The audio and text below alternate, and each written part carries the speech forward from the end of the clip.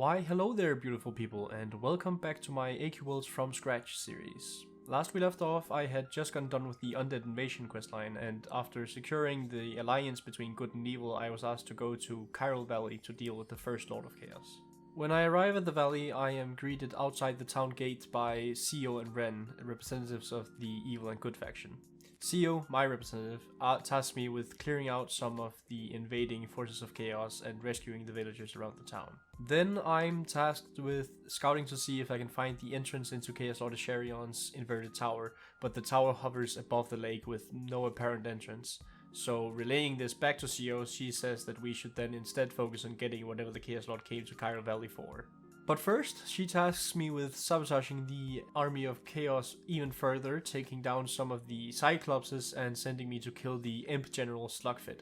Then, Sio tells me to go look for the last two missing townspeople, Anna and Otto.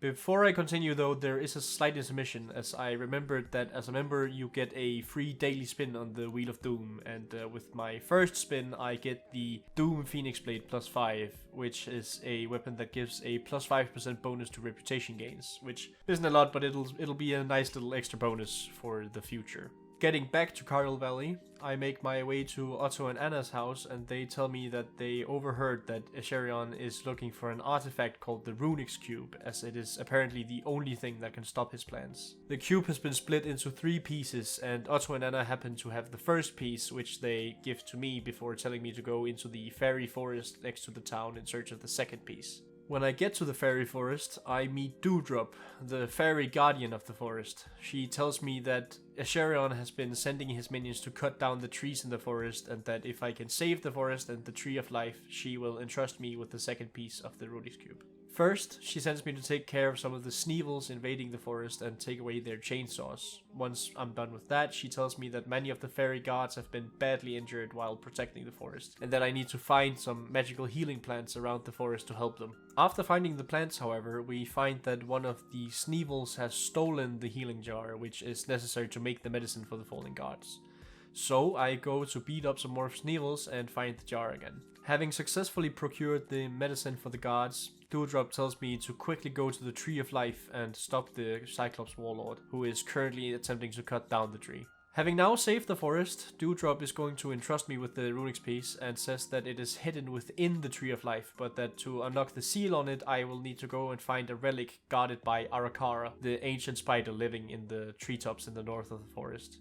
After defeating Arakara and getting the ruined relic, Dewdrop gives me the second piece and tells me to return to Sio so I can begin my search for the third and final piece of the Runix Cube.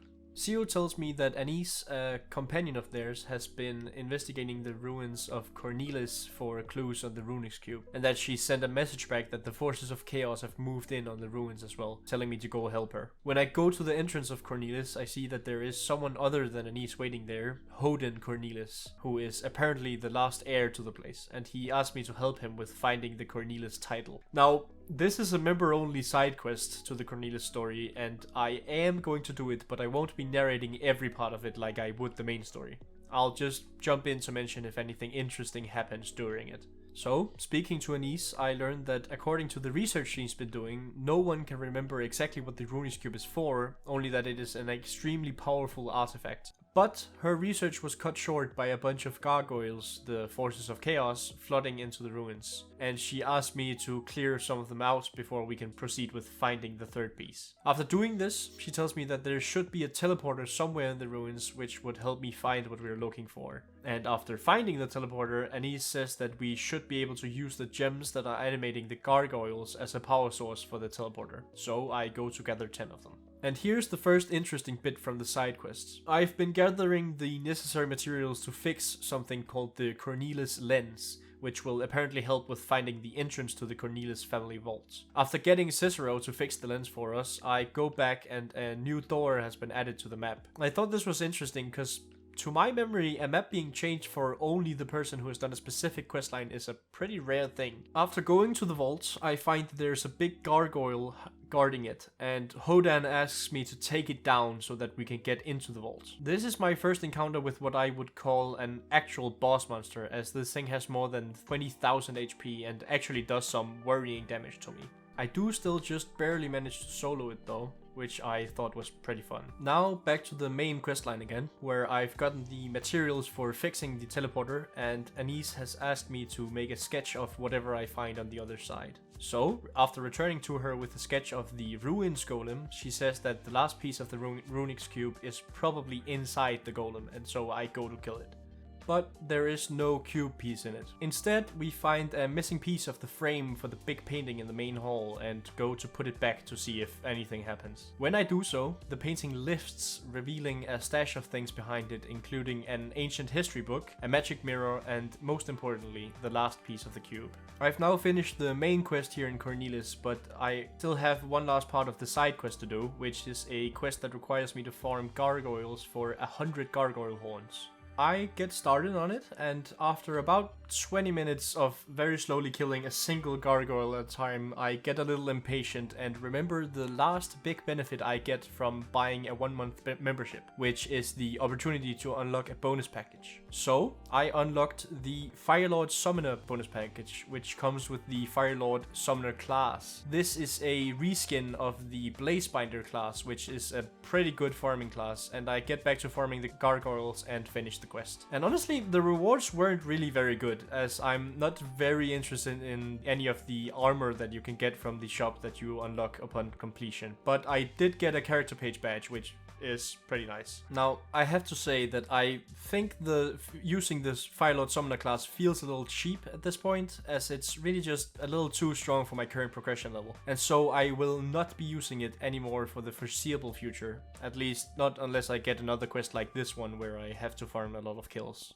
With that taken care of, I return to Mobius to continue with the last stretch of the main story. I assemble the 3 pieces into the complete Runix cube, and Sio sends me to go find the teleporter that Escherion's army uses to go to and from the tower, and see if I can find a way to get in from the outside, but I find that the teleporter must be activated from the inside. So she tells me to go make a disguise so that I can look like someone that they would activate the teleporter for. First, I go defeat some Cyclops for cloth scraps, and then I go to the fairy forest to get some card boxes from the Sneevils there that I'm gonna use to disguise my weapon. I disguise myself as someone delivering pizza and trick the guards into letting me through. I battle my way through the tower, gathering keys to get through the several locked doors from the different enemies I take down, and finally arrive outside the portal into Escherion's lair. After defeating the head gargoyle guarding the portal, I head in to confront Escherion. Unfortunately, things don't go as planned. When Escherion said that the Runix cube was the only thing that could stop his plans,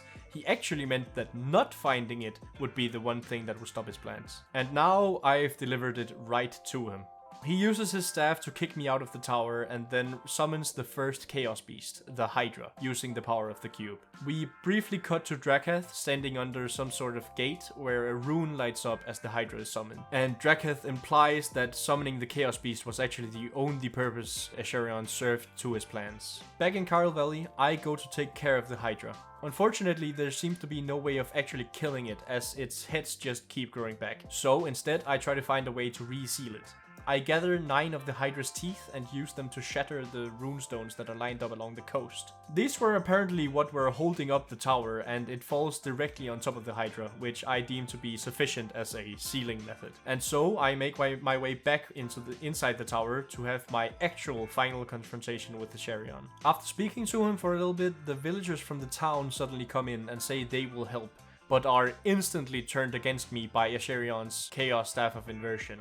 I play to his ego before we fight, saying he is only a second-rate mage without his staff, and get him to not use the staff deliberately. Now for the first fight against the Chaos Lord. Every Chaos Lord has some gimmick to make their fights unique, and Escherion has 2 special things to him. First is that his staff floats behind him, and as long as it is alive, he is invulnerable. So throughout the fight you have to keep focusing on the staff whenever it respawns. And second, given enough time, he will periodically make it so that all your crits heal him rather than dealing damage. After I defeat him, he pretends to give up, only to attempt to use his staff on me. I react quickly, however, and pull out the magic mirror I found in Cornelus, and the beam from his attack is redirected at him. At first, it seems nothing happened, but it quickly becomes clear that he has managed to invert himself, so anytime he tries to cast a spell on me, he uses it on himself instead, eventually polymorphing himself into a frog. And with that, the first Lord of Chaos, Escherion, is defeated, and the villagers return to normal. And that's it for the Chiral Valley storyline.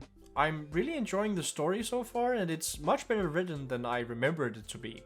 Good enough at least that I'm really itching to keep going and play some more. I want to end off by thanking everyone for the support on my first video. It really helped motivate me to make this, seeing that you guys liked it. So please, I once again invite you to comment any feedback you may have, but otherwise, I'll see you next time.